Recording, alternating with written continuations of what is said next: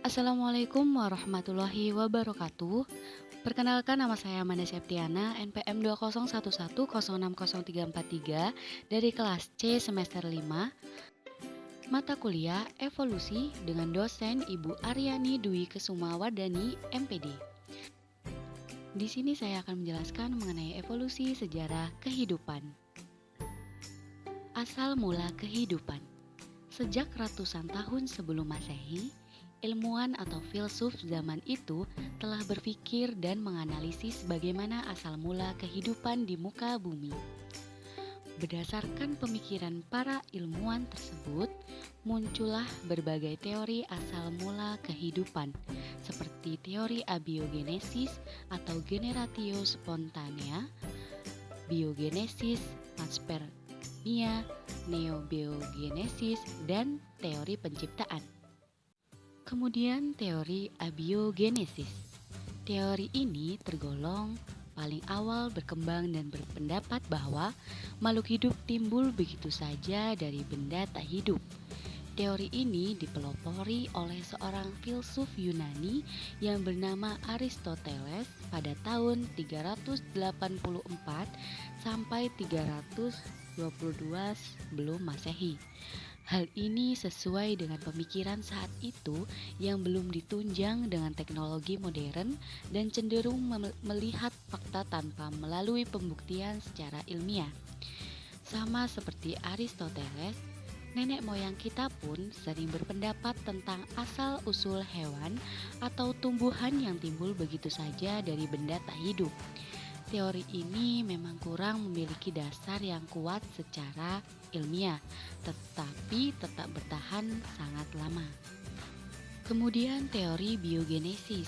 Teori biogenesis adalah teori asal-usul kehidupan yang menyatakan bahwa makhluk hidup berasal dari makhluk hidup lain. Adapun para ilmuwan yang mengemukakan teori ini yaitu Francisco Redi, Lazarus Spallanzani, dan Louis Pasteur. Kemudian ada teori evolusi kimia atau neobiogenesis. Teori ini menyatakan terbentuknya kehidupan dari subsamudra atau primordial soup. Kemudian ada teori panspermia. Teori panspermia menyatakan bahwa kehidupan disebarkan dalam bentuk benih melalui meteorit atau komet dari satu planet ke planet lain.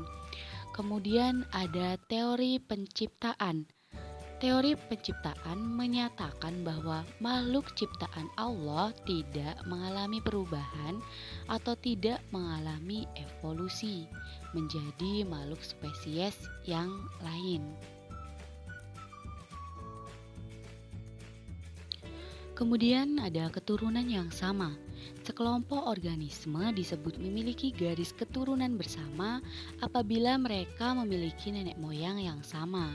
Dalam bidang biologi modern, umumnya diterima bahwa semua organisme yang hidup pada bumi merupakan keturunan dari leluhur yang sama ataupun lungkang gen leluhur yang sama. Kemudian ada evolusi kehidupan. Evolusi dalam kajian biologi berarti perubahan pada sifat-sifat terwariskan suatu populasi organisme dari satu generasi ke generasi berikutnya. Perubahan-perubahan ini disebabkan oleh kombinasi tiga proses utama, yaitu variasi, reproduksi, dan seleksi. Evolusi didorong oleh dua mekanisme utama, yaitu seleksi alam dan hanyutan genetik. Meskipun teori evolusi selalu diasosiasikan dengan Charles Darwin, namun sebenarnya biologi evolusioner telah berakar sejak zaman Aristoteles. Namun, Darwin adalah ilmuwan pertama yang mencetuskan teori evolusi yang telah banyak terbukti maupun mampu menghadapi pengujian ilmiah. Sampai saat ini, teori Darwin mengenai evolusi yang terjadi karena seleksi alam dianggap oleh mayoritas komunitas sains sebagai teori terbaik dalam menjelaskan peristiwa evolusi. Mungkin itu saja yang dapat saya sampaikan mengenai evolusi sejarah kehidupan. Sekian, terima kasih.